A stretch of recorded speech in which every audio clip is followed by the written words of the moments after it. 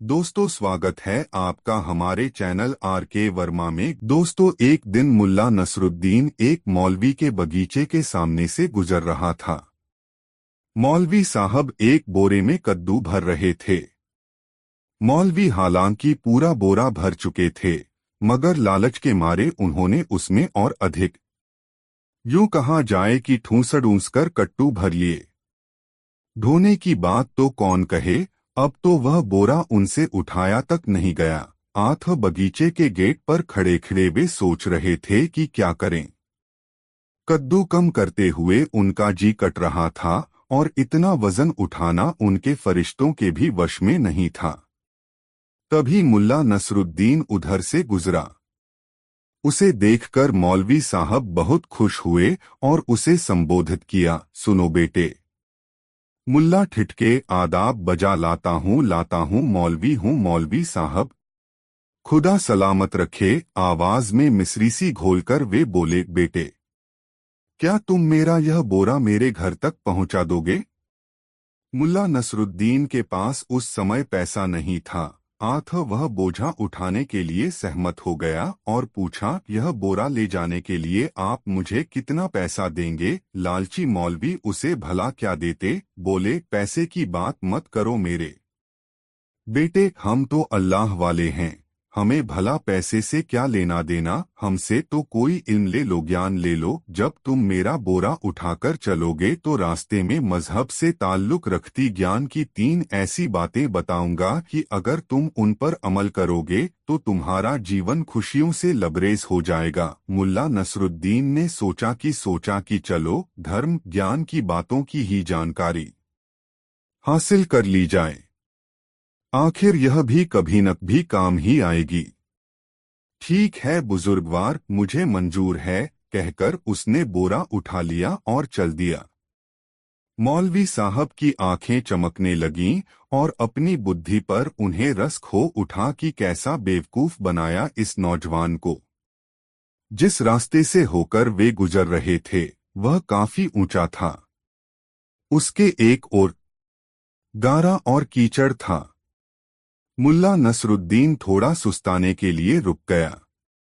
कहीं मुल्ला नसरुद्दीन का इरादा ही न बदल जाए, यह सोचकर मौलवी साहब बड़े ही आत्मविश्वास और रहस्याना अंदाज में बोले, सुनो नौजवान, अब मैं तुम्हें धर्म ज्ञान की बात बताता हूँ। देखो, मेरी बात बड़े ध्यान से सुनन, क्योंकि यह बात बड़े कांटे की है। जब से ये कायनात बनी है तब से आज तक इससे बड़ी कोई बात हुई ही नहीं। अगर तुम इन लफ्जों का मतलब समझ लोगे तो यह उन अलिफ लाम मीम हरफों का हकीकी आशय समझने के बराबर होगा जिनसे हजरत मोहम्मद ने कुरान का दूसरा अध्याय शुरू किया था। उत्सुकता से मुल्ला नसरुद्दीन ने पूछा, ऐसी कौन सी बात है मेरे आदरणीय बुजुर्गवार? सुनो, ध्यान देकर सुनो। अगर कोई तुझसे कहे कि सवारी करने से पैदल चलना अधिक बेहतर है तो उसकी बात पर हरगिज भी भरोसा न करना मेरे बेटे। मेरी यह बात याद रखने के काबिल है, हर समय गौर करने के काबिल है, तभी तुम इन शब्दों में छिपे ज्ञान के रहस्य को समझ सकोगे। मुल्ला नसरुद्दीन की उल्लू जैसी गोल गोल आंखें मौलवी के चेहरे पर जम गईं और स्वीकारने वाले अंदाज में जल्दी जल्दी सिर हिलाने लगा। वह मौलवी के चेहरे पर ढकी छिपी मक्कारी उसकी पैनी नजरों से बच न सकी थी। लेकिन बेटे, मौलवी साहब पुनः बोले, यह बात जो मैंने तुम्हें बताई है यह उस बात के मुकाबले कुछ भी नहीं है जो मैं तुम्हें करीब 2 फरलांग की दूरी पर दिखाई दे रहे एक पेड़ की ओर इशारा करके वे बोले, उस दरख्त के नीचे जाकर बताऊंगा। अच्छा, खुश होकर मुल्ला नसरुद्दीन बोला, तब तो मुझे उस दरख्त के नीचे शीघ्र ही पहुंचना चाहिए। कहकर उसने कछुओं का बोरा उठाया और चल दिया। हालांकि वह पसीने से तरबतर था, मगर देखना चाहता था कि यह मौलवी उसे किस हद तक बेवकूफ समझता है। शीघ्र ही वह उस दरख्त के नीचे पहुंच गया और तब मौलवी बोला, बेटे, धर्म ज्ञान की इस दूसरी बात में पूरा कुरान शरीफ, आधी शरीयत और चौथाई हकीकत भरी पड़ी है। इस बात को समझ लेने वाला कभी भलाई के रास्ते से नहीं डिगेगा, वह हमेशा सच्चाई और नेकनीति के रास्ते पर चलेगा। ऐ मेरे बेटे, इस अक्लमंदी की बात को समझने की कोशिश कर। यह तेरी खुशनसीबी है कि बिना कुछ खर्च किए तुझे यह बात पता चल रही है। धर्मज्ञान की वो दूसरी बात यह है कि यदि कोई तुझसे कहे कि गरीब आदमी की जिंदगी अमीर आदमी के मुकाबले कहीं बेहतर है, तो इस बात पर हरगिज विश्वास न करना। वाकई मुल्ला नसरुद्दीन ने फिर गर्दन हिलाई। लेकिन यह दूसरी बात उस तीसरी बात के मुकाबले कुछ भी नहीं है। उसकी तेज चमक सूरज की रोशनी की तरह है। उसकी गहराई यानी उसके अर्थ की मिसाल सिर्फ समुद्र की गहराई से दी जा सकती है। और वह तीसरी बात आप मुझे अपने घर चलकर बताएंगे? बिल्कुल ठीक, मेरी दो बातों ने ही तुम्हें कितना जहीन बना दिया है। मौलवी साहब खुश होकर बोले, अब जल्दी चलो मेरे बेटे, बहुत आराम कर लिया। ठहरिए मौलवी साहब, मुल्ला नसरुद्दीन बड़े शांत किंतु रहस्यपूर्ण लहजे में बोला, आपकी वह तीसरी बात जो आप मुझे अपने घर चलकर बताने वाले हैं, वह मुझे अभी पता चल चुकी है। आप अपने घर पहुंचकर बताएंगे कि समझदार आदमी बेवकूफ आदमी को बिना कोई पैसा दिए कदुओं का बोझ उठवा सकता है। यह सुनते ही मौलवी साहब आश्चर्यचकित रह गए। उनसे कुछ कहते नहीं बना। हक्के बक्के से वह मुल्ला नसरुद्दीन का चेहरा देखते रह गए। अपने घर पहुंचकर वह वाकई यही सब कहने वाले थे। अब मुल्ला नसरुद्दीन बड़ी शांति और सब्र से बोला, एक बात धर्म ज्ञान की आप मुझसे भी सुनिए मेरी। एक ही बात आपकी तीनों बातों पर हावी है। मैं पाक पैगंबर की कसम खाकर कहता हूं कि मेरी धर्म ज्ञान की बात इतनी आशयपूर्ण तथा चकाचौंध कर देने वाली है कि इसमें कुरान, शरीयत, तरीकत व अन्य किताबों सहित इस्लाम, बौद्ध, फलसफा, ईसाई और यहूदी धर्मों की सभी बातें सम्मिलित हैं। मुल्ला जी, मुझे सच्चाई और ईमान की तहजीब देने वाले मेरे उस्ताद जी, इस बात से अधिक जो कि मैं आपको बताने जा रहा हूं, कोई धर्म ज्ञान की बात कभी हुई ही नहीं। मुल्ला नसरुद्दीन बोल रहा था और मौलवी साहब बगुले की भांति उसका चेहरा देख रहे थे। मुल्ला नसरुद्दीन पुनः बोला, हाँ, एक बात और मेरी बात को सुनने से पहले आप अपने आप को अच्छी तरह तैयार कर लीजिए, क्योंकि यह बात इतनी भव्य और आश्चर्य में डाल देने वाली है कि इससे किसी भी इंसान का दिमाग फिर सकता है। मौलवी साहब, अपने दिलो दिमाग को खासा मजबूत कर लीजिए और सुनिए, अगर आपसे कोई कहे कि ये कट्टू फूटे नहीं हैं, तो उसके मुंह पर थूक दीजिएगा। उसकी बात को खालिस झूठ मानिएगा और उसे धक्के देकर अपने घर से बाहर निकाल दीजिएगा। यह कहकर मुल्ला नसरुद्दीन ने कद्दुओं का बोरा उठाया और करीब ही एक सूखे गड्ढे में फेंक दिया। कद्दू बोरे से निकलकर पत्थरों से टकराट कराकर चकनाचूर हो गए। मौलवी साहब हाय हाय करते रह गए। दोनों हाथ उठाकर बोले, हाय, मैं लुट गया, बर्बाद हो गया, कहकर वह कभी अपने बाल नोचते, कभी छाती पीटते। मुल्ला नसरुद्दीन से वह लड़ नहीं सकते थे, क्योंकि शरीर में इतनी जान ही नहीं थी। आंख छाती पीटने और दाढ़ी नोचने के अलावा उनके पास कोई चारा नहीं था। फिर चलते चलते मुल्ला नसरुद्दीन बोला, मौलवी साहब, खुद देख लीजिए कि जो बात मैंने बताई उसमें कितनी सच्चाई है। मैंने आपको पहले ही आगाह कर दिया था कि धर्म ज्ञान की मेरी बात सुनकर आप पागल भी हो सकते हैं। खैर, अब आप खुद अपनी हरकतें देख लें। यह सुनकर वहां बैठे लोग ठठाकर हंस पड़े। उधर चायखाना भी ठहाकों से गूंज उठा। अरे, इन्होंने तो इस घटना की भी जानकारी हासिल कर ली। मगर कैसे? उस समय तो उस सड़क पर केवल दो ही व्यक्ति थे, एक मैं और दूसरा मौलवी। मैंने इस घटना का जिक्र भी किसी से किया नहीं। हो सकता है कि मौलवी ने ही इस घटना का जिक्र किसी से किया हो, या हो सकता है कि बाद में उसे इस बात का इल्म हो गया हो कि उसके कद्दू किसने ढोए थे। इधर मुल्ला नसरुद्दीन यह सब सोच रहा था और उधर एक अन्य व्यक्ति ने उसकी एक और दास्तान सुनानी शुरू कर दी। दोस्तों, वीडियो कैसा लगा कमेंट में जरूर बताएं।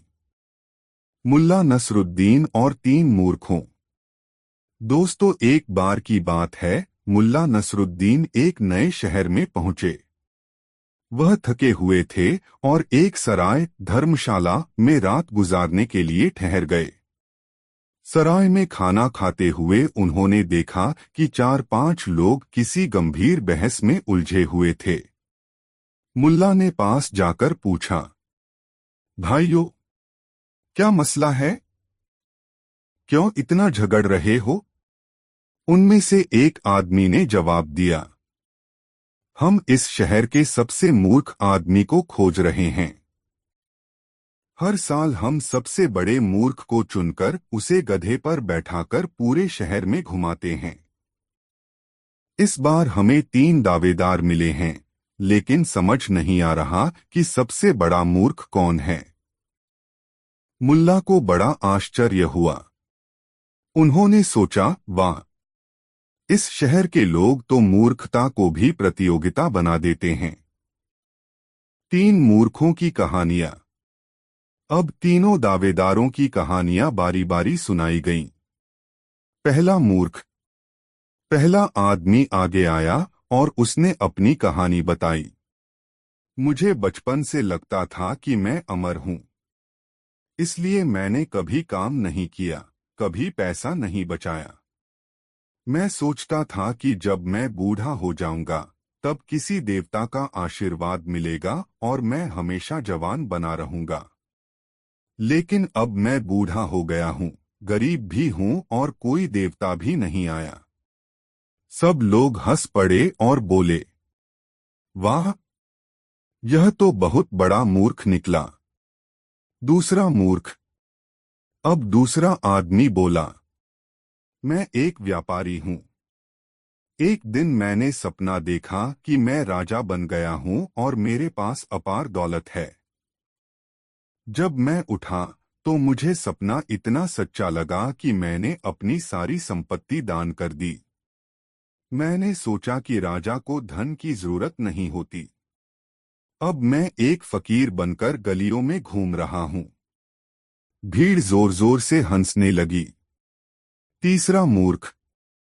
अब तीसरा आदमी आगे आया और उसने कहा, मेरी कहानी सबसे अलग है। मेरी शादी हुए 10 साल हो गए, लेकिन मेरी पत्नी हर महीने मुझसे नए गहने, नए कपड़े और कीमती चीजें मांगती रहती है। मैं हर बार सोचा करता था कि अगर उसे और कुछ न दिया तो वह मुझे छोड़कर चली जाएगी। इसलिए मैं खुद फटे पुराने कपड़ों में रहकर दिन रात मेहनत करके उसकी फरमाइशें पूरी करता रहा। लेकिन 10 साल बाद भी वह मेरे साथ है और अब भी मांग रही है। सुनते ही भीड़ जोर जोर से हंसने लगी और बोली, तू सबसे बड़ा मूर्ख है। मुल्ला नसरुद्दीन का फैसला।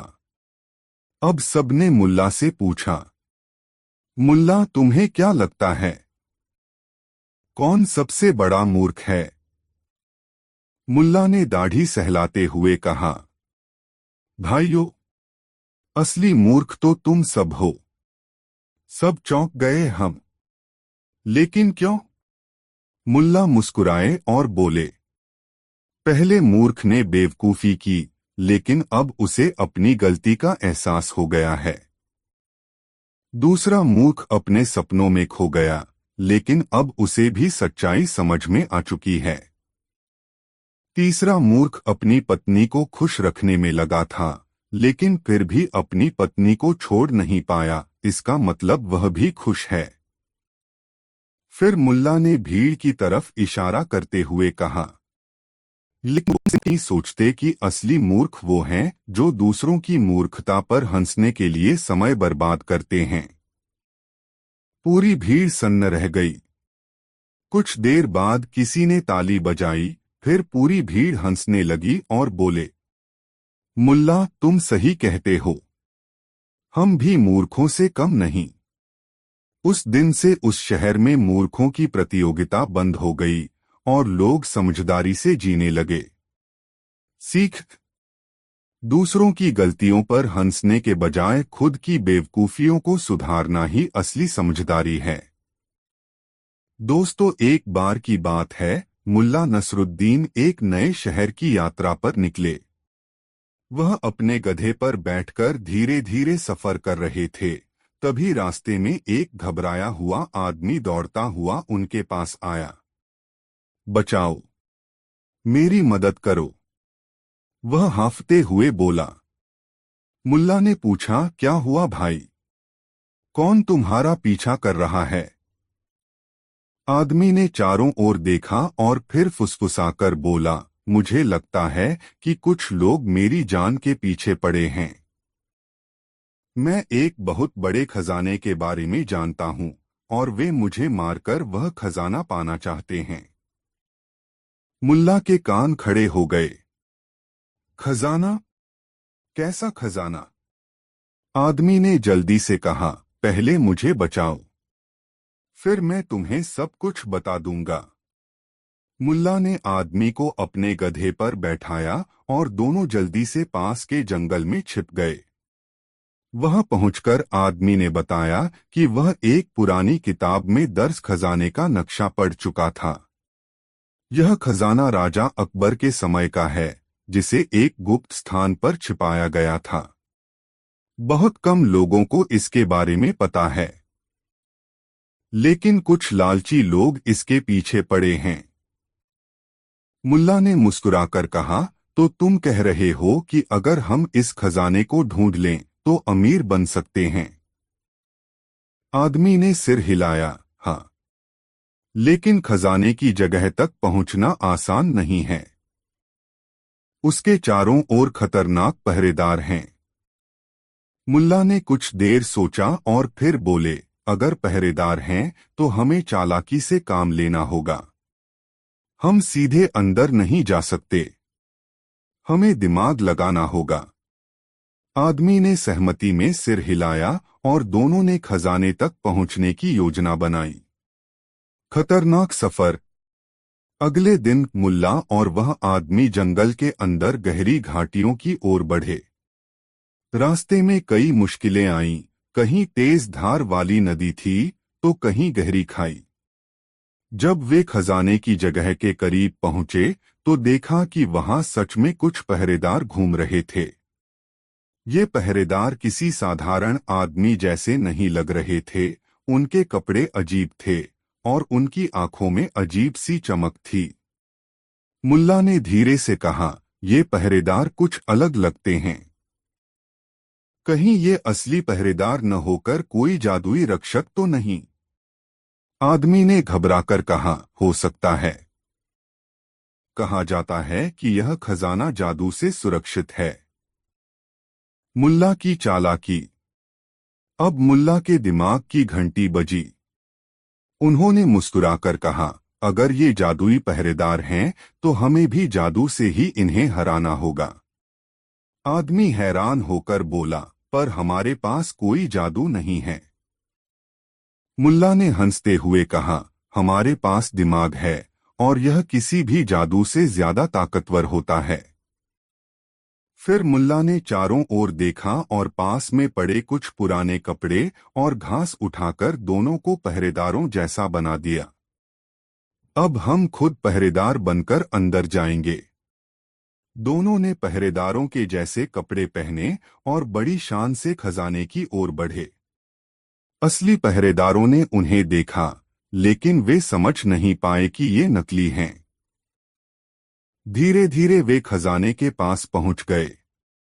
जब मुल्ला और उनका साथी खजाने के पास पहुंचे तो उन्होंने देखा कि वहां एक बड़ा पत्थर रखा था। आदमी ने कहा, इस पत्थर के नीचे खजाना है। लेकिन जब उन्होंने पत्थर हटाया तो वहां उन्हें सोने चांदी की जगह एक पुरानी किताब मिली। आदमी निराश होकर बोला, ये क्या? खजाने के बदले बस एक किताब। मुल्ला ने किताब खोली और पढ़ना शुरू किया। उसमें लिखा था, जो इस किताब को पढ़ सकता है वही असली खजाने का हकदार है। धन से बड़ा खजाना बुद्धिमानी और ज्ञान होता है। मुल्ला जोर से हंस पड़े और बोले, देखा, असली खजाना सोना चांदी नहीं बल्कि दिमाग है। आदमी ने सिर झुका लिया। मुझे समझ आ गया मुल्ला, असली दौलत सोना नहीं बल्कि हमारी समझदारी और ज्ञान है। सीख, दिमाग से बड़ा कोई खजाना नहीं होता और बुद्धिमान इंसान हर मुश्किल का हल निकाल सकता है। उन संदूक के पास गया और उसने धीरे से अपना हाथ उस पर रखा। उसने अपनी आंखें बंद की और कुछ देर तक शांत खड़ा रहा, जैसे वह किसी आवाज को सुनने की कोशिश कर रहा हो। फिर संतुष्ट होकर वह राजा की ओर पलटा। महाराज, उसने कहा, संदूक में एक ज्ञान है, धैर्य और सुनने का पाठ। विद्वान चौंक गए। यह क्या बकवास है? एक ने चिल्लाया। वह संदूक खोले बिना कैसे जान सकता है कि उसमें क्या है? राजा मुस्कराया। और वह पाठ क्या है? नसरुद्दीन ने विद्वानों की ओर देखा। पाठ यह है कि कभी कभी हमारे समस्याओं का उत्तर हमारे उपकरणों में नहीं, हमारे बौद्धिक ज्ञान में नहीं, बल्कि बस ठहरने और सुनने के सरल कार्य में होता है। मैंने संदूक को मापने या खोले बिना बस इसे सुना, इसके वजन को महसूस किया और मुझे पता चला कि इसके अंदर ज्ञान है। राजा की आंखें चमक उठीं। तुम सच में बुद्धिमान हो, नसरुद्दीन। संदूक में न तो सोना था न कोई रत्न। इसमें केवल एक पत्र था जिसमें लिखा था, सच्ची बुद्धि शांति और धैर्य में मिलती है, और तुमने यह आज साबित कर दिया। विद्वान चुप हो गए। उन्होंने सब कुछ आजमाया था, लेकिन ने अपनी साधारण और शांतिपूर्ण दृष्टिकोण से जीत हासिल की। राजा ने तालियां बजाईं। नसरुद्दीन, तुम अब मेरे आधिकारिक सलाहकार हो। तुमने मुझे दिखाया कि बुद्धि कई रूपों में मिलती है और कभी कभी सबसे साधारण दृष्टिकोण सबसे अच्छा होता है। ने विनम्रता से सिर झुका दिया। धन्यवाद महाराज। लेकिन मुझे यह कहने दीजिए कि मुझे पहले से ही पता था कि मैं जीतूंगा। आखिरकार मैं हमेशा मानता था कि सबसे बड़ी बुद्धि तब मिलती है जब हम सोचना बंद कर देते हैं और सुनना शुरू कर देते हैं। राजा हंसा और को एक वस्त्र, एक मुकुट और उसके पास बैठने के लिए एक जगह दी। लेकिन जो हमेशा एक मजाकिया व्यक्ति था, ने सिर झुकाकर कहा, मैं केवल बैठने की जगह लूंगा, वस्त्र और मुकुट विद्वानों के पास रहने दो। मुझे लगता है कि बुद्धि को शानदार कपड़ों से सजाने की आवश्यकता नहीं होती। और इस प्रकार नसरुद्दीन राजा का सलाहकार बन गया, न कि इसलिए क्योंकि वह सबसे बुद्धिमान था या सबसे ज्यादा ज्ञान रखता था, बल्कि इसलिए क्योंकि उसमें यह दुर्लभ क्षमता थी कि वह दिखावे से परे देख सके, सुन सके और सबसे साधारण तरीकों से उत्तर ढूंढ सके। जहां तक विद्वानों की बात थी, उन्होंने उस दिन एक महत्वपूर्ण पाठ सीखा कि कभी कभी सबसे बड़ी बुद्धि किताबों को पढ़ने या सिद्धांतों पर बहस करने में नहीं मिलती, बल्कि खुले दिल, खुले मन और सुनने की इच्छा से जीवन जीने में मिलती है। मुल्ला नसरुद्दीन और जादुई लाठियां। एक दिन शहर के चौक में हलचल मच रही थी, जहां व्यापारी सौदे कर रहे थे, बच्चे खेल रहे थे और अफवाहें तेजी से फैल रही थीं। मुल्ला नसरुद्दीन, जो अपनी बुद्धि और समझदारी के लिए प्रसिद्ध थे, अपनी पसंदीदा जामुन के पेड़ के नीचे चाय पीते हुए यह सब देख रहे थे। अचानक एक घबराया हुआ व्यापारी उनके पास आया। उसका चेहरा चिंता से भरा हुआ था। मुल्ला, मुल्ला, आपको मेरी मदद करनी होगी, व्यापारी ने कहा। अरे मेरे दोस्त, मुल्ला ने चाय का कप रखते हुए कहा, क्या परेशानी आ गई है? क्या आपकी ऊंट फिर से गाना गाने लगा? नहीं मुल्ला, व्यापारी ने हल्के से नजरअंदाज करते हुए कहा, कुछ और ही बुरा हुआ है। एक चोर ने मेरी दुकान से सोने की मुद्राएं चुरा ली हैं और मुझे 3 लोगों पर शक है, लेकिन मेरे पास कोई ठोस सबूत नहीं है। अगर आप मेरी मदद नहीं करेंगे तो मैं अपना सोना कभी वापस नहीं पा सकूंगा। मुल्ला नसरुद्दीन ने अपनी दाढ़ी पर हाथ फेरा और गंभीरता से सोचा। 3 संदिग्ध हैं, है ना? ठीक है, उन्हें मेरे पास लाओ। हम इस रहस्य को सूर्योदय से पहले सुलझा लेंगे। व्यापारी दौड़ते हुए गया और जल्दी ही 3 संदिग्धों के साथ लौटा। एक शर्माने वाला दर्जी, एक मोटा बढ़ी और एक गठीला बेकरी वाला। अब तो एक उत्सुक भीड़ जमा हो गई थी जो देखना चाहती थी कि मुल्ला नसरुद्दीन इस मामले को कैसे सुलझाएंगे। मुल्ला ने अपनी छड़ी उठाई और भीड़ की तरफ इशारा करते हुए कहा, यह कोई राज नहीं है कि मुझे अद्भुत ज्ञान और ऐसी विधियां प्राप्त हैं जो आम इंसान की समझ से परे हैं। वह एक नाटकीय अंदाज में अपनी छड़ी को घुमा रहे थे, जिससे भीड़ में हलचल मच गई। इसके बाद मुल्ला ने 3 साधारण लकड़ी की छड़ियां निकाली जो लंबाई में समान थीं। उन्होंने एक एक छड़ी हर संदिग्ध को दी और कहा, यह छड़ी जादुई है जो झूठ को पहचानने की क्षमता रखती है। कल सूर्योदय तक चोर की छड़ी 2 इंच लंबी हो जाएगी। इसे अपने साथ घर ले जाइए और कल सुबह यहाँ वापस आ जाइए। संदिग्धों को यह बात थोड़ी अजीब लगी, लेकिन वे मुल्ला की प्रतिष्ठा को देखते हुए कुछ नहीं बोले और छड़ियां लेकर घर लौट गए। रात की चिंता। संदिग्धों ने रात को चिंता में बिता दिया। दर्जी, जो स्वभाव से बहुत घबराया हुआ था, अपनी छोटी सी कुटिया में पैरों से जमीन घिसता हुआ छड़ी को पकड़े हुए था। क्या सच में यह छड़ी लंबी हो जाएगी? अगर मुल्ला सही निकला तो मुझे पकड़ ही लिया जाएगा, घबराकर उसने सोचा और छड़ी से 2 इंच काट डाले।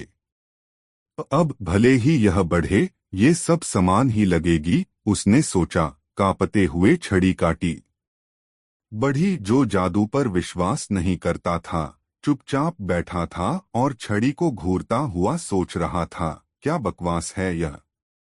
फिर भी मुझे डरने की कोई बात नहीं है, मैंने कुछ नहीं चुराया। उसने छड़ी को तकिए के नीचे रखा और सोने चला गया। बेकरी वाला, जिसे सोना और रोटियां बहुत पसंद थीं, पूरी रात बेफिक्री से सोता रहा। उसने छड़ी को एक कोने में फेंक दिया और किसी चिंता के बिना मीठे सपने देखने लगा। सच का पर्दाफाश। सुबह होते ही सभी संदिग्ध वापस चौक में इकट्ठा हो गए, हाथों में अपनी छड़ियां पकड़े हुए। मुल्ला नसरुद्दीन ने अपनी छड़ी से एक एक छड़ी की जांच की। उन्होंने सबसे पहले बढ़ी की छड़ी ली और कहा, आह, बिल्कुल वैसी जैसी होनी चाहिए।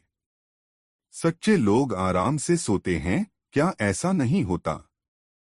बढ़ी ने सिर झुका लिया और कोई अपराधी भाव नहीं दिखाया। फिर मुल्ला ने बेकरी वाले की छड़ी की जांच की। हाँ, बिल्कुल जैसा था। आप भी तो आराम से सोए थे, है ना? बेकरी वाला थोड़ी घबराहट के साथ हंसा, जी मुल्ला। अंत में मुल्ला ने दर्जी की छड़ी को उठाया। उसने छड़ी को पलटा, उसकी लंबाई की जांच की और फिर कहा, आहा, इस छड़ी की लंबाई बाकी छड़ों से 2 इंच कम है। आप ही हैं चोर। भीड़ ने चौंकते हुए आह भरी और दर्जी घुटनों के बल गिरकर बोला, हाँ, सच है। मैंने ही सोना चुराया था। मैंने सोचा अगर मैं छड़ी काट दूं तो जादू नहीं पकड़ पाएगा। मुझे माफ कर दीजिए। मुल्ला नसरुद्दीन ने हाथ उठाकर सबको शांत किया और कहा, यह कोई जादू नहीं था, केवल अपराध बोध का प्रभाव था। एक चोर की सबसे बड़ी सजा उसका अपना डर होता है। दर्जी ने चोरी किया हुआ सोना वापस कर दिया और व्यापारी ने मुल्ला का धन्यवाद किया। भीड़ खिलखिला उठी और मुल्ला की चतुराई की सराहना की। इसके बाद जब भीड़ बिखरने लगी, तब एक छोटा लड़का मुल्ला के पास आया। मुल्ला, क्या सच में ये छड़ियां जादुई थीं?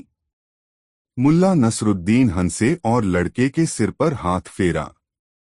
बिल्कुल, जादू एक अद्भुत चीज है, लेकिन सबसे बड़ी जादू है इंसानी स्वभाव को समझना।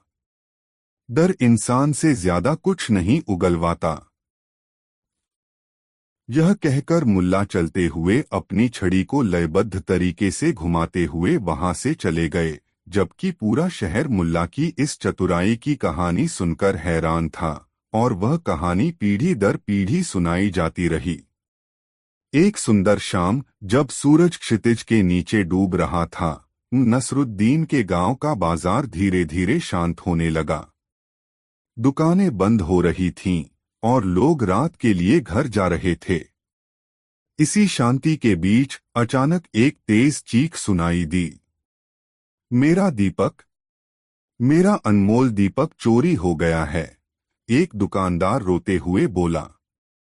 दुकानदार के पास एक सुंदर कांस्य दीपक था, जिस पर वह अक्सर गर्व करता था और कहता था कि यह देश के किसी भी खजाने से कीमती है।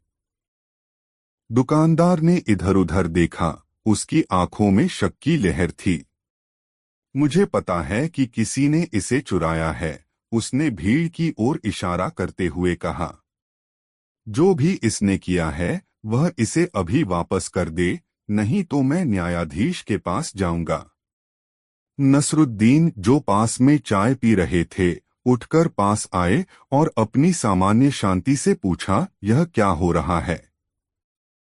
दुकानदार ने सब कुछ समझाया और हाथों से इशारा करते हुए कहा, आप एक बुद्धिमान व्यक्ति हैं। मेरी मदद करें, मुझे चोर को ढूंढने में। नसरुद्दीन ने अपनी दाढ़ी खुजलाते हुए मुस्कराते हुए कहा, बिल्कुल, लेकिन तुम मुझे इस काम को अपनी तरीके से करने दो। दुकानदार ने हामी भरते हुए कहा, ठीक है। नसरुद्दीन और गधे का उलझा हुआ सवाल। एक दिन नसरुद्दीन अपने गधे के साथ एक गांव से दूसरे गांव जा रहे थे। उनके गधे की पीठ पर अनाज का भारी बोझ रखा था और वे किसी जल्दी में नहीं थे। रास्ता धूल भरा था और सूरज तेजी से तप रहा था। नसरुद्दीन अपनी सामान्य शांति के साथ गधे के पास चलते हुए कभी-कभी उससे हल्की आवाज में बात करते जा रहे थे। जब वे एक नदी के पास पहुंचे, तो नसरुद्दीन ने देखा कि वहां बहुत लोग इकट्ठा हुए हैं। उत्सुक होकर उन्होंने एक व्यक्ति से पूछा, यह सब क्या हो रहा है? एक आदमी ने जवाब दिया, एक बड़ी बहस हो रही है। गांव वाले इस बात पर विचार कर रहे हैं कि क्या गधे को नदी से पानी पीने दिया जाना चाहिए। नसरुद्दीन ने अपनी भौहें ऊपर उठाईं। यह अजीब सा सवाल है। इस पर बहस करने की क्या वजह है? देखिए, आदमी ने कहा, जो लोग गधे के मालिक हैं, उनका मानना है कि गधों को नदी से जब चाहे पानी पीने का अधिकार होना चाहिए। लेकिन कुछ लोग कहते हैं कि यह नाइंसाफी है, क्योंकि गधे पानी पीने में समय बहुत लगाते हैं और इस वजह से बाकी लोग पानी के लिए परेशान हो जाते हैं। नसरुद्दीन ने अपनी दाढ़ी खुजलाते हुए सोचा, हाँ, यह तो एक अजीब समस्या है। तो इसका समाधान क्या है? हम नहीं जानते, आदमी ने कंधे उचकाए। यही तो हम पता करने की कोशिश कर रहे हैं। नसरुद्दीन का चेहरा एक विचार से रोशन हो गया। मुझे लगता है कि मेरे पास इसका बेहतरीन समाधान है। गांव वालों का ध्यान आकर्षित हुआ। जाइए, हमें दिखाइए कि आप क्या समाधान लाए हैं, वे बोले। नसरुद्दीन अपने गधे को नदी के किनारे ले गए, जहां पानी धीरे धीरे बह रहा था। उन्होंने गधे के चारों ओर चक्कर लगाया, फिर मुस्कुराते हुए गांव वालों की तरफ मुंह किया। अब हम इंतजार करेंगे और देखेंगे कि क्या होता है। गांव वाले यह देखकर चुप हो गए कि नसरुद्दीन नदी के पास खड़े होकर कोई काम नहीं कर रहे थे। थोड़ी देर बाद नसरुद्दीन ने भीड़ की ओर मुड़ते हुए कहा, मुझे अब यह स्पष्ट हो गया है। गांव वाले हैरान होकर पूछे, आपका मतलब क्या है? आपने क्या समझा? नसरुद्दीन ने गधे को देखा और कहा, यह गधा प्यासा नहीं है। भीड़ में हलचल सी मच गई। आपका क्या मतलब है? गधे ने तो नदी से पानी भी नहीं पिया, एक आदमी बोला। बिल्कुल सही, नसरुद्दीन ने गंभीरता से कहा। आप देखिए, अगर गधा सचमुच प्यासा होता तो वह पानी पीने के लिए अपनी तरफ से किसी भी तरीके से कोशिश करता, वह भीड़ को पार करता या इंतजार करता।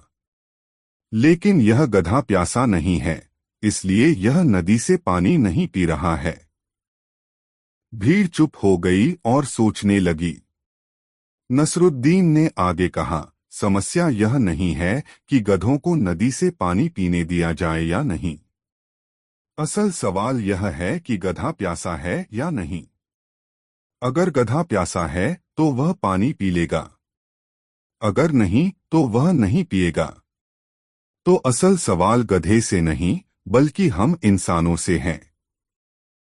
क्या हम उसे वक्त देंगे या हम अपनी अधीरता के कारण उसे जल्दी कराएंगे? गांव वाले एक दूसरे को देखने लगे, कुछ सिर खुजाते हुए और कुछ नासमझी में सिर झुकाए। नसरुद्दीन ने सच में सवाल को उलट कर दिखा दिया था और अब समस्या गधे के बारे में नहीं थी, बल्कि यह था कि लोग खुद को स्थिति के साथ कैसे पेश आते हैं।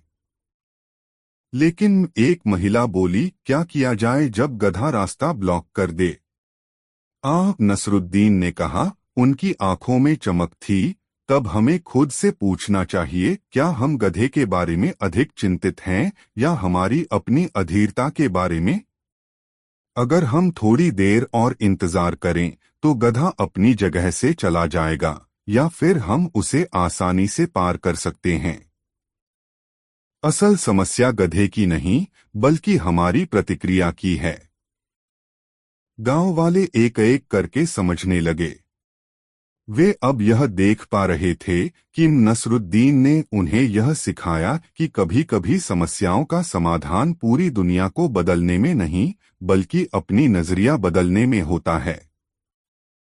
खैर, नसरुद्दीन, एक आदमी बोला हंसते हुए, आपने तो हमें सच में सोचने के लिए मजबूर कर दिया। नसरुद्दीन मुस्कराए और अपने गधे की पीठ थपथपाई। याद रखिए मेरे दोस्तों, उन्होंने कहा और चलने लगे, कभी कभी समस्याओं का समाधान दुनिया को बदलने में नहीं, बल्कि उस पर नजर डालने के तरीके को बदलने में होता है। इसके साथ नसरुद्दीन और उनका गधा अपनी यात्रा पर चल पड़े और पीछे छोड़ गए एक गांव जो गहरे विचारों में डूबा था और एक नदी जो शांति से बहती रही। दोस्तों, वीडियो को एक लाइक जरूर करें। एक बार एक छोटे से गांव में मुल्ला नसरुद्दीन एक कुएं के पास बैठे जीवन के रहस्यों के बारे में सोच रहे थे। तभी उन्होंने देखा कि कुछ लोग एक जगह इकट्ठा होकर आपस में फुसफुसा रहे थे। जिज्ञासा से भरे मुल्ला वहां गए और पूछा, यहाँ क्या हो रहा है? गांव के मुखिया, जो हमेशा गंभीर रहते थे, बोले, हमने जंगल में एक सुनहरा बर्तन पाया है। यह जादुई लगता है और बहुत मूल्यवान है। समस्या यह है कि यह किसी का नहीं है। हमें यह तय करना है कि इसके साथ क्या किया जाए। मुल्ला नसरुद्दीन ने अपनी ठोड़ी को सहलाते हुए कहा, समझ गया। यह सचमुच एक कठिन समस्या है, लेकिन मुझे लगता है कि मेरे पास इसका सही हल है। हम इस सुनहरे बर्तन से एक सवाल पूछेंगे। मुखिया चौंक गए। बर्तन से सवाल पूछेंगे? बिल्कुल, मुल्ला ने आत्मविश्वास से कहा। यह बर्तन यहाँ जरूर किसी कारण से आया है। हो सकता है यह हमें कुछ बताना चाहता हो। फिर बिना किसी की अनुमति का इंतजार किए मुल्ला नसरुद्दीन बर्तन के पास गए, हाथ जोड़कर जोर से बोले, ओ सुनहरे बर्तन, तुम्हारा हमारे गांव में क्या उद्देश्य है? तुम यहाँ क्यों आए हो? भीड़ चुपचाप देखती रही, लेकिन बर्तन ने, जैसा कि अपेक्षित था, कुछ नहीं कहा। वह चुप और स्थिर पड़ा रहा। मुखिया ने खांसते हुए कहा, मुल्ला, यह बेवकूफी है। बर्तन बोल नहीं सकता। यह तो बस एक सुनहरा बर्तन है। मुल्ला नसरुद्दीन मुस्कराए। अरे, लेकिन आप गलत हैं। दरअसल यह बर्तन बोल रहा है। यह हमें शब्दों में नहीं, बल्कि अपने अस्तित्व से कुछ सिखा रहा है। भीड़ ने हैरानी से एक दूसरे की ओर देखा। आपका मतलब क्या है? मुखिया ने चिढ़कर पूछा। सोचिए, मुल्ला ने अपनी आवाज ऊंची करते हुए कहा ताकि सब सुन सकें, यह बर्तन किसी का नहीं है। इसे लेने, लड़ने या बेचने के लिए यहाँ नहीं रखा गया। यह हमें सिखा रहा है कि सबसे बड़ा खजाना वह नहीं है जिसे हम रख सकते हैं, बल्कि वह है जिसे हम बांटकर खुशी पा सकते हैं। भीड़ शांत हो गई। किसी ने भी इस दृष्टिकोण से नहीं सोचा था। काफी देर बाद मुखिया ने गहरी सांस लेते हुए कहा, यह तो अच्छी बात है मुल्ला, लेकिन हमें फिर भी यह तय करना होगा कि बर्तन किसे दिया जाए। मुल्ला नसरुद्दीन की आंखें चमक उठीं। ओह, समझ गया। तो चलिए एक प्रतियोगिता रखते हैं। हम कल फिर इकट्ठा होंगे और हर व्यक्ति अपने जीवन का सबसे मूल्यवान सबक बताएगा। जो सबसे बुद्धिमानी और गहरी बात कहेगा, बर्तन उसका हो जाएगा। गांव वाले थोड़े संदेह में रहते हुए इस योजना पर सहमत हो गए। अगले दिन सब गांव के चौक में इकट्ठा हुए, हर कोई सुनहरा बर्तन जीतने की उम्मीद में। एक एक करके गांव वाले अपने अपने सबक सुनाने लगे, कुछ बुद्धिमानी भरे, कुछ अनुभवों से भरे और कुछ एकदम मूर्खतापूर्ण। मुखिया ने जिम्मेदारी के बारे में बात की, लोहार ने मेहनत पर और यहाँ तक कि बेकर ने दयालुता पर एक दिल छू लेने वाली बात कही। आखिरकार मुल्ला नसरुद्दीन की बारी आई। वह मुस्कुराते हुए शांत खड़े हुए और बोले, जीवन का सबसे बड़ा सबक जो मैंने सीखा है वह यह है कि जितना हम किसी चीज की इच्छा करते हैं, उतना ही हम उसके गुलाम बन जाते हैं। अगर हम खजाने का पीछा करेंगे तो वह हमें कैद कर लेगा, लेकिन अगर हम उस चीज की कदर करना सीख लें जो हमारे पास पहले से है और उसे दूसरों के साथ बांटें, तो हम आजाद हो जाते हैं। भीड़ सन्न रह गई। उन्होंने महसूस किया कि मुल्ला नसरुद्दीन ने न केवल प्रतियोगिता जीत ली है, बल्कि सबसे गहरी और सच्ची बात कही है। मुखिया हार मानते हुए बोले, ऐसा लगता है कि बर्तन अब तुम्हारा है मुल्ला। मुल्ला नसरुद्दीन ने झुककर अभिवादन किया और धीरे धीरे बर्तन को अपने हाथों में लिया। लेकिन उसे अपने पास रखने के बजाय वह बर्तन लेकर कुएं के पास गए और उसे पानी में डाल दिया। गांव वाले चौंक गए। तुम क्या कर रहे हो मुल्ला? मुल्ला नसरुद्दीन मुस्कुराए, जैसे यह सबसे स्वाभाविक बात हो। मैं बर्तन को उसी पानी में वापस दे रहा हूं जहां से यह आया था।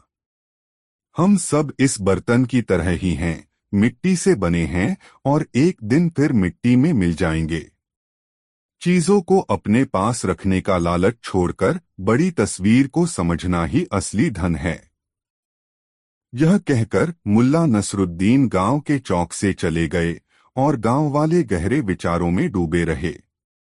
उन्होंने समझा कि असली खजाना सुनहरे बर्तन में नहीं था, बल्कि उस ज्ञान में था जो मुल्ला नसरुद्दीन ने उन्हें दिया। उस दिन के बाद गांव वाले ओनरशिप, मालिकाना हक के मोह से दूर होकर एक शांत और संतोषपूर्ण जीवन जीने लगे। जहां तक मुल्ला नसरुद्दीन की बात है, वह अपने रास्ते पर आगे बढ़ गए, अपने ज्ञान और अपने मजाकिया अंदाज से लोगों का दिल जीतते हुए। दोस्तों, मुल्ला नसीरुद्दीन शाहतबियत इंसान था। उसकी शाहखर्ची और अलमस्ती देखकर लोग अपनी हैरत कुछ इस कदर बयां करते, गजब है, यह मुल्ला नसीरुद्दीन भी। जेब में भले ही चिल्लर भी न हो मगर खर्च करने से बाज नहीं आता। इसे तो बादशाहत नसीब होनी चाहिए थी। मुल्ला नसीरुद्दीन अपनी जीवन शैली के कारण हर दिल अजीज बन गया था। उसकी फितरत थी लोगों के काम आना। अपनी जिंदगी में उसने यह देखा था कि दौलत कहीं भी ठहरती नहीं है और जिनके पास ठहरती है उसके बारे में आम तौर पर कंजूस, मक्खीचूस, दगाबाज, दौलत का यार, मतलबी, कपटी जैसे विशेषण उछलते हैं। इसलिए मुल्ला नसीरुद्दीन एक हाथ से दौलत कमाता तो दूसरे हाथ से खर्च भी कर देता। उसकी इस आदत से उसकी पत्नी दुखी रहती, मगर मुल्ला नसीरुद्दीन उसे यह समझाता रहता कि दौलत सहेजने में जीवन का आनंद नहीं है। जीवन का आनंद तो इस बात में छुपा है कि आपको चाहने वाले कितने हैं। आपकी पुकार सुनकर कितने लोग आपके पास आते हैं और आपके दुख सुख में हाथ बंटाते हैं। किंतु फाकाक्षी का दौर देख चुकी मुल्ला नसीरुद्दीन की पत्नी उसकी इस समझ पर एतराज जताती और कहती, इंसान को अपनी गृहस्थी के बारे में भी सोचना चाहिए। आज ही नहीं, आने वाले कल के लिए भी उसे सतर्क रहना चाहिए। ऐसा न हो कि आज की मस्ती में आने वाले कल की चिंता ही न की जाए और खुदा न करे कि जब कल बुरा वक्त आए तो हाथ में एक ढेला भी नहीं हो। अर्थात दौलत के मुद्दे पर मुल्ला और मुल्ला की पत्नी के बीच मतभेद था। उनके बीच जीवन जीने के तरीके के बारे में बहस का दौर चल ही रहा था कि अचानक मुल्ला नसीरुद्दीन की आय का साधन जाता रहा और मुल्ला नसीरुद्दीन के सामने गंभीर आर्थिक संकट उपस्थित हो गया। हालात ऐसे बिगड़े कि मुल्ला नसीरुद्दीन को मेहनत मजदूरी करके अपनी और अपनी पत्नी की उदरपूर्ति का साधन जुटाना पड़ा। मुल्ला नसीरुद्दीन इस फाकाक्षी के दौर में भी अपनी शाहखर्ची पर काबू नहीं रख पाया। जो भी कमाता उसे खर्च करने में उसे कोई संकोच नहीं होता। उसकी पत्नी कल की चिंता में दुबली होने लगी। एक दिन मुल्ला नसीरुद्दीन को जंगल में पेड़ काटने का काम मिला। एक पेड़ काटने के एवज में उसे एक सेर चावल व 2 पैसे नकद मेहनताना मिलना तय हुआ, बशर्ते कि वह पेड़ की डालियों को काटकर तने से अलग कर दे, भले ही इस काम में उसे 1 दिन लगे या 10 दिन। मुल्ला नसीरुद्दीन ने उत्साह के साथ कुल्हाड़ी उठाई और चल दिया जंगल की ओर, जैसे वह कोई जंग जीतने जा रहा हो। जंगल पहुंचकर मुल्ला ने ऐसा पेड़ तलाशा जिसका तना सीधा हो और डालियां भी सीधी हों। संयोग ही था कि उसे सीधे तने और सीधी डालियों वाला एक पेड़ जल्दी ही मिल गया। दिन ढलने से पहले ही मुल्ला ने पेड़ काटकर गिरा दिया और उसकी डालियां काटकर सीधा तना अलग कर दिया। अपना काम पूरा कर चुकने के बाद मुल्ला ठेकेदार के पास पहुंच गया। उसे दिन ढलने से पहले आया देखकर ठेकेदार ने उससे पूछा, अरे नसीरुद्दीन, तुम इस वक्त यहाँ? हाँ, अपनी मजदूरी लेने आया हूँ, मुल्ला नसीरुद्दीन ने अपनी दाढ़ी सहलाते हुए ठेकेदार से कहा। तो क्या तुम पेड़ काट कर आ रहे हो? अविश्वास भरे शब्दों में ठेकेदार ने पूछा। हाँ, मुल्ला नसीरुद्दीन ने विश्वास भरी नजरों से ठेकेदार को देखते हुए कहा। जैसे कहा था वैसे ही कटा, ठेकेदार ने मुल्ला नसीरुद्दीन से पूछा। हाँ, मुल्ला नसीरुद्दीन ने फिर हामी भरी। अच्छा चलो मुझे दिखाओ, तुमने कैसे पेड़ काटा है और डालियां कैसे सजाई हैं। मगर ठेकेदार को मुल्ला नसीरुद्दीन की बातों पर यकीन नहीं हुआ। उसने कहा, मुल्ला नसीरुद्दीन को भला क्या एतराज होता। उसने ठेकेदार के साथ जंगल का रुख कर लिया। ठेकेदार जब जंगल पहुंचा तो कटा हुआ पेड़ देखकर बहुत खुश हुआ। मुल्ला नसीरुद्दीन ने ठीक वैसे ही पेड़ काटा था जैसा वह चाहता था। खुश होकर ठेकेदार ने मुल्ला को 2 की जगह 4 पैसे दिए और 1 की जगह 2 सेर चावल। मुल्ला के लिए यह बहुत था। घर में पत्नी के सिवा और कोई सगा संबंधी तो था नहीं, इसलिए मुल्ला ने सोचा इतना चावल दोनों पति पत्नी के लिए कुछ दिनों की जरूरतें पूरी कर देगा। घर पहुंचकर मुल्ला ने पत्नी को चावल का थैला थमाते हुए कहा, आज पुलाव बना लो, मैं घी और गोश्त लेकर आता हूँ। मजदूरी में 4 पैसे भी मिले हैं, मैं 2 पैसे लेकर जाता हूँ और ये 2 पैसे तुम रख लो। जब कोई जरूरत हो खर्च कर लेना। मैं समझता हूँ कि 1 पैसे का घी और 1 पैसे का गोश्त काफी होगा। मैं अपने दोस्तों को भी बुला लूंगा। बहुत दिन हुए किसी को हमने खिलाया नहीं। इतना कहकर मुल्ला नसीरुद्दीन ने अपनी पत्नी को 2 पैसे दे दिए और खुद झोला लेकर सामान खरीदने निकल गया।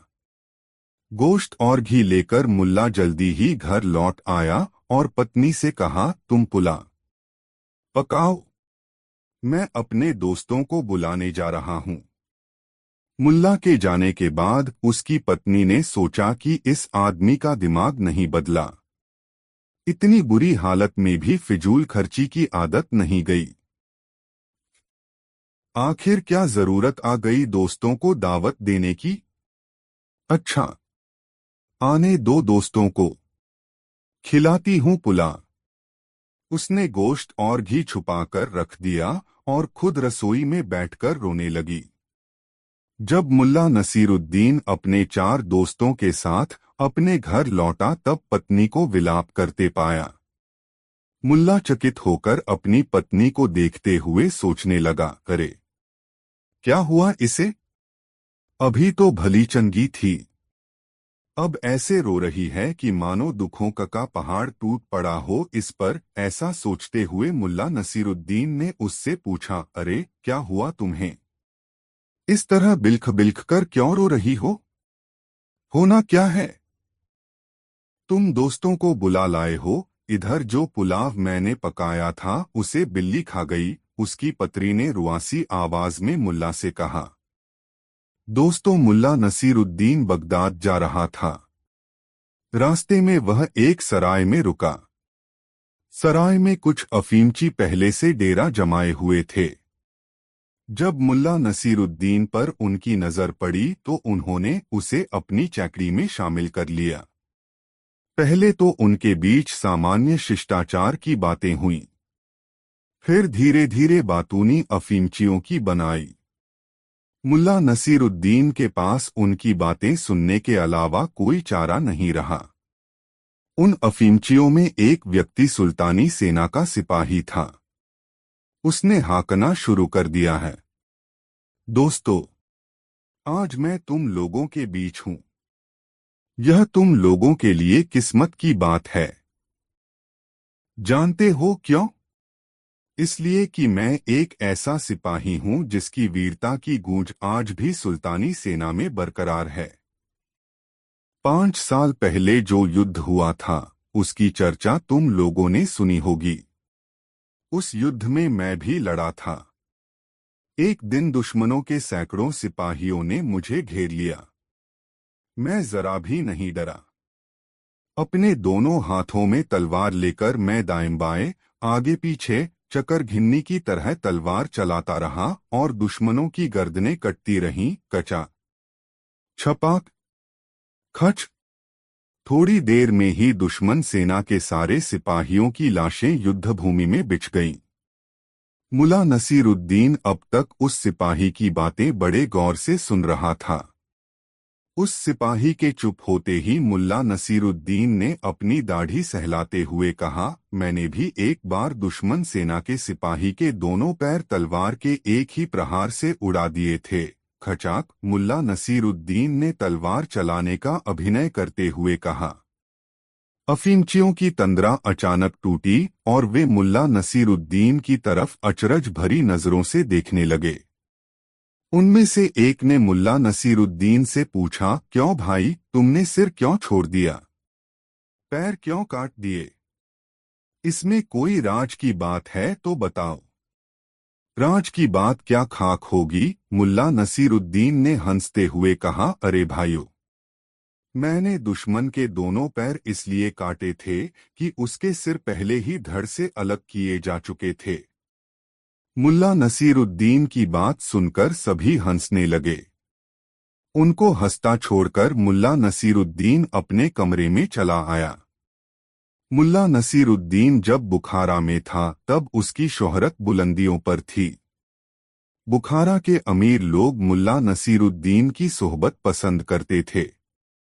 जब कभी किसी रईस के घर कोई दावत होती तो वहां से मुल्ला नसीरुद्दीन का बुलावा अवश्य आता।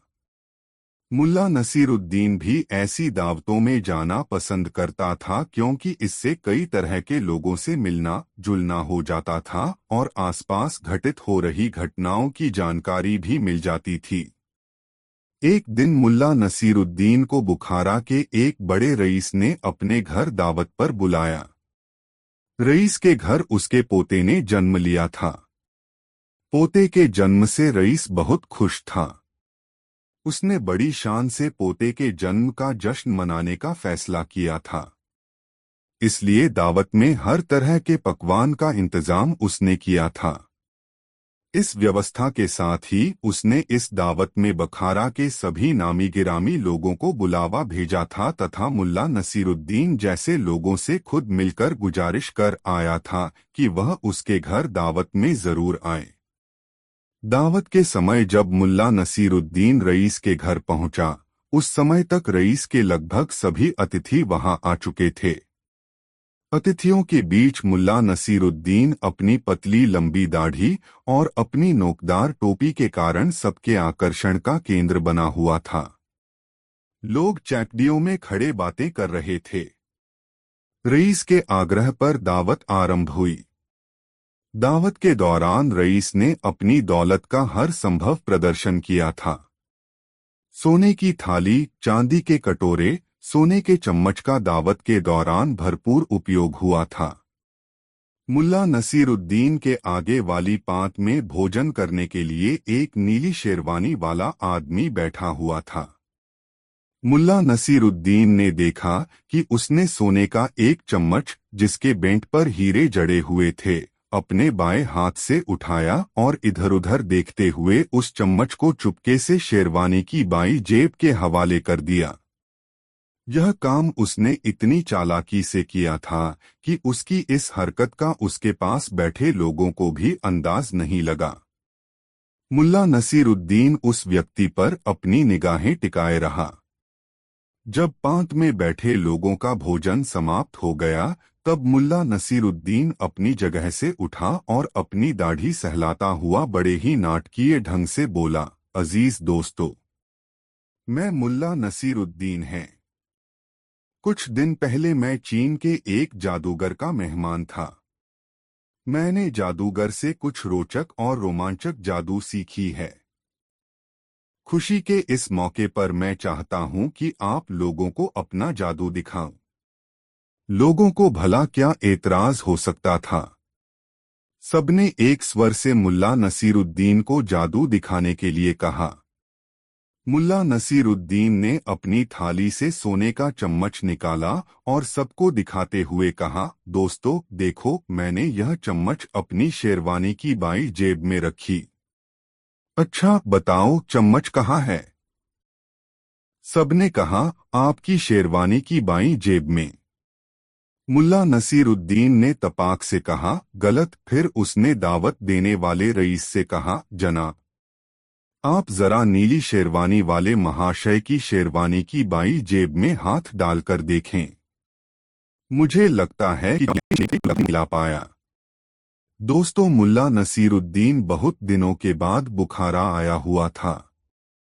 जैसे जैसे उसके पहचान के लोगों को मुल्ला नसीरुद्दीन के बुखारा में होने की जानकारी मिल रही थी, वैसे वैसे मुल्ला नसीरुद्दीन के पास मिलने आने वालों की संख्या में इजाफा हो रहा था।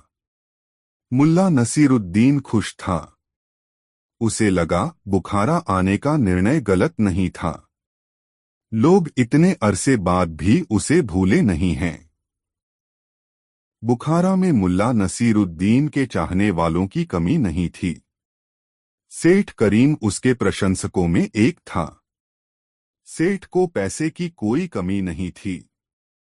उसने मुल्ला नसीरुद्दीन के आने की खुशी में बुखारा के चुनिंदा लोगों के लिए दावत का आयोजन अपने घर पर कर लिया और मुल्ला नसीरुद्दीन को लेकर अपने घर चला गया। उसके रहने खाने पीने की व्यवस्था उसने अपने घर पर ही की। मुल्ला नसीरुद्दीन के तेज दिमाग, रोशन चेहरे और हाजिर जवाबी का वह कायल था तथा चाहता था कि उसकी निकटता हासिल कर वह मुल्ला नसीरुद्दीन से हाजिर जवाबी का कोई गुर सीख ले। अपने इसी उद्देश्य के तहत वह मुल्ला को अपने घर ले आया था और उसकी शान में दावत देने के पीछे उसकी मंशा थी कि लोग जान लें कि मुल्ला नसीरुद्दीन के साथ सेठ करीम की निकटता है। मुल्ला नसीरुद्दीन की आवभगत जिस तरह सेठ करीम ने की थी, उससे मुल्ला नसीरुद्दीन भी सेठ करीम के प्रति उदार हो गया था और सोच रहा था कि किसी तरह वह सेठ करीम के इस उपकार का बदला चुका दे। खैर, दावत का दिन आ गया। सेठ करीम के घर को दावत के ख्याल से खूब सजाया गया था। लोगों को बैठाने और जिमाने के लिए जगह जगह पर खिदमतगार खड़े थे। इतनी चाकचौबंद व्यवस्था थी कि कोई चूक निकालना मुश्किल था। अतिथि आने लगे थे। भोजन परोसे जाने में अभी देरी थी। मुल्ला नसीरुद्दीन को एक ऊंचे तख्त पर बैठाया गया था ताकि दावत में आने वाला हर शख्स उसे देख सके कि यही वह शख्स है जिसकी शान में सेठ करीम ने इतनी बड़ी दावत दी है। मुल्ला नसीरुद्दीन उस तख्त पर बैठकर आने वाले अतिथि को देख सकता था। उसने दरवाजे से एक गोलमटोल से आदमी को प्रवेश करते देखा। देखने में काफी संपन्न दिख रहे इस व्यक्ति ने कीमती और सजीला लिबास पहन रखा था।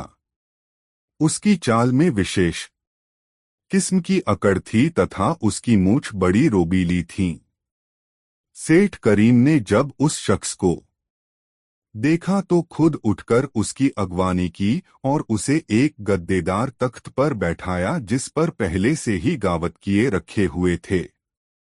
मुल्ला ने उस व्यक्ति को देखकर अनुमान लगाया कि जरूर यह सेठ करीम का कोई रिश्तेदार होगा, अन्यथा यह खुद आगे बढ़कर उसकी अगवानी नहीं करता।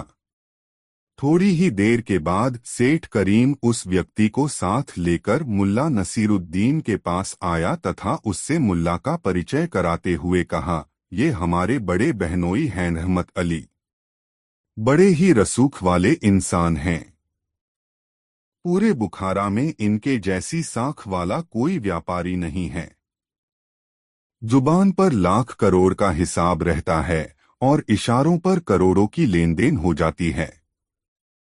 औपचारिकतावश मुल्ला नसीरुद्दीन अपने तख्त से उठा और रहमत अली का अभिवादन किया। भोजन से पहले जलपान परोसा जाने लगा। मुल्ला नसीरुद्दीन ने गौर किया कि भुने हुए काजू, पिस्ता और अखरोट से लोग मुट्ठियां भरने में लग गए हैं। मुल्ला के पास भी एक तश्तरी में भुने हुए मेवे आ गए और मुल्ला एक एक दाना उछालकर अपने मुंह में डालने लगा तथा आसपास के बदले हुए माहौल को देखने महसूसने में मग्न हो गया। लोग सूखे मेवों पर टूट से पड़े थे। तभी मुल्ला की नजर दूर बैठे रहमत अली पर पड़ी। रहमत अली मेवा खा भी रहा था और अपनी शेरवानी के आगे वाली जेबों में लोगों की नजर बचाकर मुट्ठी भर भर कर मेवा ठूंस भी रहा था। वह जहां बैठा था वह जगह ऐसी थी जहां पर आम अतिथियों की नजर नहीं पड़ सकती थी। बहुत देर तक मुल्ला नसीरुद्दीन बैठकर रहमत अली की कारगुजारी देखता रहा। जब जलपान समाप्त हो गया तब रहमत अली हाथ धोने के लिए अपने स्थान से उठा और दूसरी तरफ से मुल्ला नसीरुद्दीन भी उसके पास आ गया। जिस समय रहमत अली अपना हाथ धो रहा था उसी समय पानी का एक बर्तन उठाकर मुल्ला नसीरुद्दीन ने रहमत अली की शेरवानी की आगे वाली जेब में पानी डालना शुरू कर दिया। रहमत अली कुछ समझता कि मुल्ला नसीरुद्दीन ने एक जेब छोड़कर दूसरी जेब में भी पानी डालना शुरू कर दिया। मुल्ला नसीरुद्दीन की इस कारगुजारी पर रहमत अली मुल्ला को डांटने लगा, अरे तुम्हारा दिमाग खराब हो गया है क्या? तुमने तो मेरी शेरवानी ही खराब कर डाली। रहमत अली का गर्जना बरसना सुनकर उसका साला सेठ करीम दौड़ा दौड़ा वहां पर आया और सारा मंजर देखकर मुल्ला नसीरुद्दीन से पूछा, ऐसा आपने क्यों किया जनाब?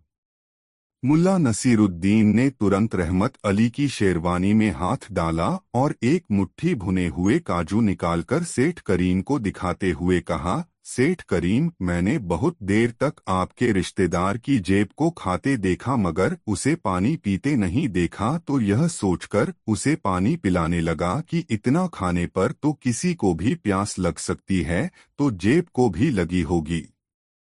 मुल्ला नसीरुद्दीन की मासूमियत से कही गई बात सुनकर वहां मौजूद लोग हंसने लगे और रहमत अली की हालत ऐसी हो गई कि काटो तो खून नहीं। दोस्तों, यह कहानी आपको कैसी लगी कमेंट में जरूर बताएं। मुल्ला नसीरुद्दीन के दोस्तों ने जब उसकी पत्नी की बात सुनी तब वे मुल्ला से बोले, रहने दे यार, फिर किसी दिन लेंगे दावत का मजा। मगर मुल्ला नसीरुद्दीन अपनी पत्नी के स्वभाव से परिचित था। उसे विश्वास नहीं हुआ कि 6 आदमी के लिए बना पुलाव एक अकेली बिल्ली गटक जाएगी। उसने बहुत सहज भाव से अपनी पत्नी से पूछा, कितने चावल का पुलाव पकाया था? 1 सेर, उसकी पत्नी ने जवाब दिया। और उसमें गोश्त कितना मिलाया? मुल्ला ने पूछा। जितना लाए थे उसका चौथाई, मुल्ला की पत्नी ने जवाब दिया। तो 1 सेर चावल और आधा सेर गोश्त, कुल मिलाकर 1.5 सेर। और चावल में पानी भी जज्ब हुआ होगा। मुल्ला ने बदबुदाते हुए पत्नी से पूछा, तो लगभग 2 सेर पुलाव बिल्ली खा गई। और बिना उसके उत्तर की प्रतीक्षा किए वह दूसरे कमरे की ओर बढ़ गया। कमरे में उसकी पालतू बिल्ली थी, न छोटी और न बड़ी, मझोले कद की। उसने बिल्ली को गोद में उठा लिया और पत्नी के पास आया तथा पूछा, इसी बिल्ली ने पुलाव खा लिया न? बिल्ली को देखकर मुल्ला नसीरुद्दीन की पत्नी सहम गई और उसने गर्दन हिलाकर हामी भर दी। दरअसल मुल्ला नसीरुद्दीन ने भांप लिया था कि उसकी पत्नी झूठ बोल रही है, मगर वह उसे सबूत के साथ यह बतलाना चाह रहा था कि वह झूठ बोल रही है। पत्नी के हामी भरते ही मुल्ला नसीरुद्दीन ने रसोई में रखा तराजू उठाकर बिल्ली को तौला। संयोग यह हुआ कि बिल्ली पूरे 2 सेर की निकली, कम और न ज्यादा। मुल्ला ने अपनी पत्नी से कहा, देखो पूरे 2 सेर है। अगर यह बिल्ली है तो बताओ कि पुलाव कहाँ है, और अगर यह पुलाव है तो बताओ कि बिल्ली कहाँ गई। मुल्ला के सवाल से उसकी पत्नी घबरा गई। उसने सच कबूल कर लिया कि उसने अभी तक पुलाव पकाया ही नहीं। मुल्ला ने बिना बिगड़े बहुत शालीनता के साथ अपनी पत्री से कहा, बेगम, अब पुलाव बना ही दो ताकि मेरे दोस्त यहाँ से तुम्हारे हाथ के बने पुलाव का जायका याद करते हुए जाएं। इसके बाद मुल्ला नसीरुद्दीन की पत्नी ने पुलाव पकाया। मुल्ला नसीरुद्दीन ने अपने दोस्तों के साथ पुलाव का मजा लिया। जब उसके दोस्त जाने लगे तब मुल्ला नसीरुद्दीन ने कहा, दोस्तों, यदि बिल्ली ने पुलाव नहीं खाया होता तो इस पुलाव का वह मजा ही नहीं मिलता जो हमें मिला। मैं तो इस पुलाव का जायका भूलने वाला नहीं। मुल्ला नसीरुद्दीन की बात सुनकर उसके दोस्त हंस पड़े और हंसते हुए विदा हुए। दोस्तों के जाने के बाद मुल्ला नसीरुद्दीन ने अपनी पत्नी को बहुत प्यार से समझाया, बेगम, किसी को खिलाने से कुछ कमता नहीं, लोगों की दुआ मिलती है। किसी को खिलाकर जो सुख मिलता है उसका आनंद ही कुछ और है। मेरा तो मन पुलकित हो उठता है जब दो चार लोग साथ खाने वाले मिल जाते हैं। उसकी बात सुनकर उसकी पत्नी अपने किए पर बहुत शर्मिंदा हुई और भविष्य में कभी भी ऐसा नहीं करने का वचन मुल्ला नसीरुद्दीन को दिया। वह अपनी पत्नी की बात सुनकर गुनगुनाने लगा, खाने वाले हम हैं, खिलाने वाला वो। दोस्तों, मुल्ला नसरुद्दीन की यह मजेदार कहानी आपको कैसी लगी कमेंट में जरूर बताएं। दोस्तों, जिस तरह मुल्ला नसीरुद्दीन को चाहने वालों की कमी नहीं थी, उसी तरह उससे जलने वालों की भी कमी नहीं थी। उससे ईर्ष्या रखने वाले हमेशा ऐसे अवसर की ताक में रहते थे जिसमें उन्हें उसकी खिल्ली उड़ाने का मौका मिल जाए। एक दिन मुल्ला नसीरुद्दीन सुबह की सैर करने निकला था। हमेशा की तरह उसने लंबा चोगा और सलवार पहन रखा था। पाँव में नक्काशीदार जूती थी और सिर पर नोकदार लंबी टोपी। अपनी दाढ़ी सहलाता हुआ मुल्ला अपनी गली में लंबे डग भर रहा था कि उसका एक पड़ोसी जो कहीं से आ रहा था, रास्ते में ठोकर लगने के कारण गिर पड़ा। मुल्ला नसीरुद्दीन उस समय उसके पास ही था, इसलिए बिना समय गवाए उसने उसे उठाया और उसके कपड़ों की गर्द झाड़ने लगा तो देखा उस व्यक्ति के पाजामे से घुटने के पास खून रिस रहा है। मुल्ला को यह समझते देर नहीं लगी कि उस व्यक्ति का घुटना गिरने के कारण जख्मी हो गया है। मुल्ला नसीरुद्दीन ने उस व्यक्ति से कहा, अपना पाजामा घुटने तक उठा लो, मैं गेंदा के पौधे के पत्ते तोड़ लाता हूँ, उसका रस लगा देने से तुम्हारा जख्म भर जाएगा, खून गिरना तो तुरंत बंद हो जाएगा। इतना कहकर मुल्ला नसीरुद्दीन बिना किसी की इजाजत लिए एक घर के आगे सजावट के लिए लगाए गए गेंदे के पौधों से कुछ पत्तियां तोड़ने लगा। यह अहाता जिसमें गेंदा के पौधे लगाए गए थे रहमत खान का था। रहमत खान मुल्ला नसीरुद्दीन से बैर रखता था। उसे इस बात की रंजिश थी कि एक ही मोहल्ले में रहते हुए मुल्ला नसीरुद्दीन को दूर दूर तक लोग जानते और मानते हैं, जबकि मुल्ला नसीरुद्दीन की माली हैसियत उसके आगे कुछ भी नहीं है और उसे कोई नहीं जानता। मानने की तो बात ही जुदा है। जब रहमत खान ने मुल्ला नसीरुद्दीन को गेंदा के पत्ते तोड़ते देखा तो उसके तनबदन में आग लग गई। जलन से वह सुलग उठा और झल्लाई आवाज में बोला, मियां नसीर, यह क्या कर रहे हो? गेंदा के पौधे मैंने घर की शोभा के लिए लगाए हैं और तुम उसके पत्ते नोच रहे हो, वह भी बिना इजाजत। मुल्ला नसीरुद्दीन जानता था कि रहमत खान उससे खार खाए रहता है, किंतु अभी वह वाकई बिना इजाजत उसके लगाए गेंदे पौधों के पत्ते तोड़ रहा है।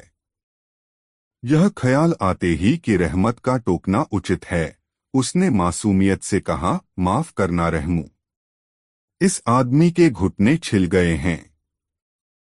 उस रिश्ते खून को देखकर मुझे कुछ भी ख्याल नहीं रहा सिवा इसके कि इसके जख्म से खून बहना बंद हो जाए। मैंने यहाँ गेंदे के पौधे देखे तो याद आया कि इसके रस से खून का बहना बंद हो सकता है। बस मैं गेंदा के पत्ते बेख्याली में तोड़ने लगा। ऐसा कहते हुए मुल्ला नसीरुद्दीन गेंदे के पत्तों को अपनी तलहथी पर मसलता भी रहा। रहमत खान मुल्ला नसीरुद्दीन को नीचा दिखाने पर आमादा था। उसने उससे कहा, हाँ ठीक है, पहले तुम इस आदमी का ठीक से इलाज कर लो। मैं भी एक हकीम की तलाश में था। अब तुम पास में हो तो क्या गम है, तुमसे ही अपना भी इलाज करवा लूंगा। दरअसल मुझे मालूम नहीं था कि तुम हकीमी भी करते हो। मुल्ला नसीरुद्दीन रहमत खान की बातों में छुपे व्यंग्य को समझ रहा था, मगर उसकी बातों पर ध्यान दिए बिना ही उसने उस चोटिल व्यक्ति के जख्म पर गेंदे के पत्तों का रस टपकाया। वाकई खून का